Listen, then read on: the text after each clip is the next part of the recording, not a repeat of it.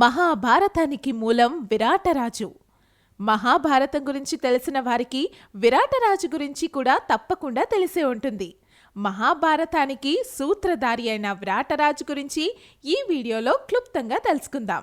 విరాటుడు మహాభారతంలో మత్స్య రాజ్యానికి రాజు.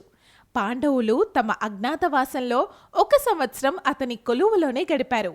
విరాటరాజు భార్య సుదేష్ణ, కుమారుడు యువరాజు ఉత్తరుడు, కుమార్తె ఉత్తర.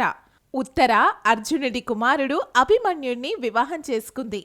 పాండవులు క్లిష్ట సమయంలో ఉన్నప్పుడు విరాటరాజు ఆశ్రయంలో నిర్భయంగా గడిపారు. మహాభారతంలో కీలకమైన కీచకవధ విరాటరాజు కొలువులోనే జరిగింది. పండితులను సత్కరిస్తూ తన ప్రజలకు ఎలాంటి కష్టం లేకుండా పాలించే మంచి పాలకుడిగా విరాటరాజు పేరు తెచ్చుకున్నాడు.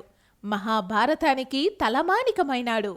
ఇలాంటి మరిన్ని ఐతిహాసిక పాత్రల గురించి ఇంకో వీడియోలో చూద్దాం.